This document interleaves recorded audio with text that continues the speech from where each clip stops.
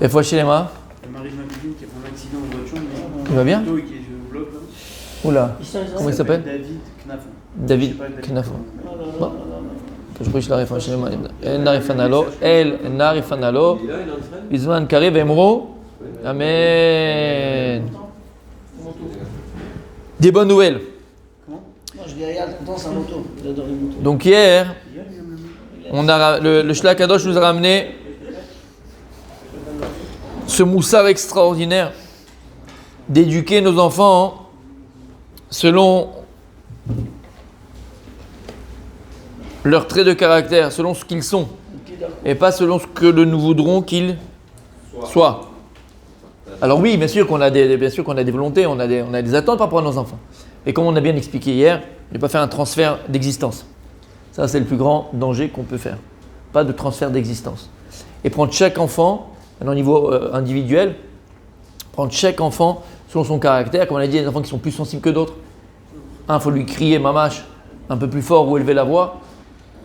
Parce qu'il comprend que c'est le langage. Il y en a un autre qui est plus sensible, donc ça ne sert à rien de faire comme ça. Chaque enfant, il est différent. Chaque enfant, il a ça. Il a ses traits de caractère. Il dit comme ça. Ha'av ve'ha'em lo imnu amusar techef naruto. Il dit que le père et la mère ne doivent pas s'empêcher de faire du moussard à leurs enfants quand ils sont petits. Encore une fois, le danger à chaque fois, c'est quoi le leitmotiv qu'on a dans notre bouche? Ça va, c'est pas grave, ils sont petits, on a le temps. Depuis le ventre de la maman, quand elle est enceinte, ta femme, tu dois parler à l'enfant. T'entends ce que je te dis? T'entends? Petra ta chaîne. Quand ta femme, elle sera enceinte, le bébé dans le ventre, tu lui parles. Tu câlines, tu lui parles d'Akadosh Baruch Hu dans le ventre. Un enfant, il entend, il ressent. Faut pas attendre que l'enfant il ait 15 ans pour lui parler d'Akadosh Baruch Hu, des valeurs de la vie, de l'honnêteté, d'être dans la Torah, de faire ces choses-là. Dès le ventre de sa maman. Velosif tamid davar yom beyomo. Kfi asher yuchal set lefi avanato. Et à chaque fois tu rajoutes. Il est en pression. Quoi? Et à chaque fois tu rajoutes. Vous comprenez? Attention aussi, ça, là je le dis tout de suite, on avait dit hier aussi. Tu vas pas prendre un gosse de 2 ans, il est sur sa chaise haute là, et tu lui fais un Rav Dessler. Ou un effet Shachaim. T'es un peu ridicule. T'es un peu ridicule. Voilà, t'es un peu ridicule. Mais par contre, selon sa Havana, il faut être intelligent, d'accord? Pour voir ce que l'enfant il est capable d'absorber, de comprendre avec ses mots à lui. Et chaque jour tu rajoutes. Chaque jour tu rajoutes. Sur la compréhension de la vie, sur les valeurs de la vie, sur la Torah, sur la Kadosh Baruch Hu. Velo imna mimeno shevet moussar. Ah, ça va plaire. Ça va plaire mon petit Cédric ça. Velo imna mimeno shevet moussar. Como shenemar. Chosher shivto son ebno. Voavo. Shechero moussar. Et il faut pas s'empêcher des fois lorsque l'enfant il mérite une bonne tannée, de lui mettre la tannée. Non, le pauvre, il est petit, on tape pas un gosse. Là, je suis sur internet. Bien sûr qu'on ne tape pas un enfant, pour rien. Et on ne tape pas, c'est pas le mot de taper. Mais des fois, l'enfant, pour avoir l'autorité, pour qu'il ait l'autorité, alors il faut lui mettre une petite fessée dans le derrière. Là où ça absorbe. Jamais frapper un enfant, frapper au visage. Jamais frapper un enfant au visage, sur le corps. Toujours sur le derrière. Une petite tannée sur le derrière. Ça rebondit, ça fait pas mal. Sauf ces périodes où il ne faut pas vraiment les toucher. Attention, là on est à la période où on fait rien du tout. De toute façon, même la femme, tu la touches pas. Non, je rigole. Ah bon? Non, je rigole, ça va, fais pas la tête. J'ai appris à Conrad que à un moment, quand tu viens, tu donnes la tête sur le bras. Ça suffit. Ça suffit là. Ça suffit. Voilà, sur la main. Tu vois, la main ou le derrière, mais gentiment. Parce que quand nous, malheureusement, on se met toutes les nerfs de la journée, que l'autre il t'a pas dit oui, que le machin, le client, tous les nerfs tu les mets sur l'enfant. Il y a une règle. Chien Il ne michement. faut jamais taper l'enfant. Avec la règle. Avec la colère. Il faut attendre que ça passe. Et après, voilà. Toujours. Et surtout, comme on vient de dire, ne pas mettre les nerfs et la pression de toute la journée sur ton gosse. Jamais. Parce que là, c'est pas éducatif. Là, je te conseillerais gentiment d'aller à Decathlon et d'acheter un punching ball avec des gants. C'est bien pour l'adrénaline, c'est bien pour la santé, c'est bien de se défouler, c'est bien. Mais prends pas ton fils ou ta fille ou ton enfant pour un punching ball, chas v'shalom. C'est très grave. Mais, dit le Shlach Kadosh, faut pas s'empêcher de donner une correction à un enfant lorsqu'il la mérite. Pas le kick tunisien. D'accord? Comme on a dit. Chéli. Chem, chéli, mon fils, il n'a pas fait exprès. Il n'a pas fait exprès, elle n'a pas fait exprès. 2 années, ouais, tu vas voir. Comme il dit Shlomo Amelech, quelqu'un qui s'empêche de corriger son enfant lorsqu'il a besoin d'une correction, son ebno. Shlomo Amelech dit c'est comme si tu le haïssais. Et je vais vous dire, Be'emet, je ne sais pas si je peux dire exactement. Si, tout peut être dit. Pause. Oui, vous l'effacerez, c'est pas grave. Non, Ah, je veux savoir, un enfant. Attends, qui a dit oh? Il est en réflexion de voir s'il balance. Ben, bien sûr.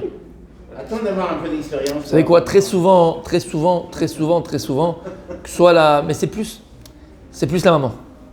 C'est plus le côté féminin. Qui doit frapper? Non, qui protège l'enfant, qui dit allez ça va, il a pas fait exprès, tatati tatata. Vous savez que ça, bon, vous savez que la maman elle a c'est du vécu, hein. Les gars, c'est la vérité, c'est partout, mais c'est partout, tous dans le même bateau, tu vois. Toi t'es là, t'as envie de lui mettre une batte de baseball dans la tronche. Il dit on dirait que le Rami vient à la maison. Je vais t'expliquer, Tzadik, c'est simple, on a tous la même maison, c'est pour ça, à ce niveau-là, on a tous la même maison, d'accord? Et donc la femme, très souvent, alors c'est vrai que la femme, elle a ce côté rachamim, elle a ce côté plus miséricordieux, mais c'est pas très vrai, parce que dans certains cas, la femme n'est plus, par exemple, quand tu vas faire des courses, d'accord, et qu'il y a un qui t'a doublé, ou que quelqu'un a pris, qui c'est qui est le plus féroce? C'est toi ou ta femme? C'est la femme qui est le plus féroce. Là, c'est un pitbull. Ou en magasin, on l'a pas donné l'attaque qu'il faut, machin, ou l'autre là. C'est un pitbull. Donc tu vois bien que c'est miséricorde avec qui elle veut, avec ses enfants. Ses enfants ne faut pas les toucher. Et après réflexion, c'est de réfléchir un petit peu. En vérité, si on gratte un petit peu, c'est de l'égoïsme. C'est de l'égoïsme. Il y a ce côté miséricordieux que la femme est là, elle a ce côté rachamim pour ses enfants. Dire que le pape sont égoïstes. Non, mais à ce niveau-là, hein, il y a un peu d'égoïsme. Et je vous dis, réfléchissez à ce que je viens de vous dire. Pourquoi? Parce qu'en vérité, elle va s'empêcher ou nous empêcher de donner une correction à l'enfant ou de faire ce qu'on doit faire avec l'enfant, parce qu'il mérite là maintenant. Pourquoi? Pour ne pas, elle, en souffrir. Écoutez bien ce que je dis. Pour ne pas, elle, en souffrir. Parce que quand elle voit son enfant qui a pris une tannée en train de pleurer, elle peut pas, elle te déteste. Il est venu tard le soir, tu as dit tu rentres à 11h, il est rentré à minuit, tu le laisses dehors sous la pluie et il va rester là une nuit parce que quand je te dis tu rentres à 11h, tu rentres à 11h, parce que sinon il te bouffe la main. La femme, elle ne va pas pleurer simplement parce qu'elle a de la peine pour son enfant. Elle va s'enrhumer. Non, elle va te prendre comme une sangsue, et là du mot, elle va te prendre la tête. Tu sais pourquoi? Parce que elle, de savoir son enfant dehors, elle souffre. Mais c'est égoïste. Si tu aimes ton enfant, si tu veux le bien pour ton enfant, si tu veux qu'il revienne tous les jours à 11h quand tu lui dis de rentrer, et pas après, il va à minuit, après 1h, et quand on a dit que l'enfant, qu'est-ce qu'il fait? Qu'est-ce qu'il fait l'enfant? Il cherche la limite. Et donc, quand il sait que les parents ne sont pas dans la même longueur d'onde, et il sait que je suis rentré à 11h30, ils m'ont rien dit. Je suis rentré à minuit, ils m'ont rien dit. Je suis rentré à 1h, ils m'ont rien dit. Donc, lorsqu'il a poussé la limite, il a poussé la limite et l'enfant il voit qu'il n'y a plus de limite. Après c'est fini. Tu n'as plus de moyen de l'attraper. Tu n'as plus le moyen de le faire revenir. Chez Chalik, il est sous la pluie. Tu fais le rentrer, il a froid, il a machin. Elle le fait pour qui? Parce qu'elle ne pourra pas dormir. Elle ne peut pas dormir. Vous comprenez ce que je suis en train de dire? C'est égoïste. Si tu aimes ton fils, tu veux vraiment qu'il vienne à 11h pas parce que tu es un principe d'Erkik oublie. Parce que tu sais que c'est pas bien qu'il traîne dans la rue, il peut avoir des mauvaises fréquentations. Mais il y a des heures, il y a des horaires à respecter. Pourquoi toi tu l'aimes pas ton enfant? Toi, quand tu vas le corriger, tu l'aimes pas? Ça te fout pas les boules que ton fils il est sous la pluie? Bien sûr. Mais qu'est-ce que tu fais? Tu vas surmonter ta miséricorde, ta pitié, ton égoïsme, parce qu'après tu vas pas dormir la nuit, pour que demain il refasse pas et pour que c'est un bon garçon. Il y a Sechel et Regesh. Ouais, mais c'est égoïste. T'as compris ce que je dis, Rabbi Noam? Que c'est très égoïste. Elles le font pour elles parce qu'elles ne vont pas supporter, elles ne vont pas dormir la nuit, elles vont avoir peur, et c'est pas bien. C'est pas bien. Donc encore une fois, et ça je le dis vraiment aux femmes, lorsqu'il faut corriger un enfant, ne fais pas l'égoïste. Ne fais pas l'égoïste. Si tu aimes véritablement ton enfant, il faut le corriger. Ah, ça fait mal, ah, ça fait de la peine, ah, c'est ce que tu veux. Bien sûr que ça fait de la peine. Mais ça fera du bien. Hein, on parle de parents normaux, mais ça, voilà. Ça fera du bien. À toute la famille, à tout le monde, et à lui en premier. Et à lui en premier.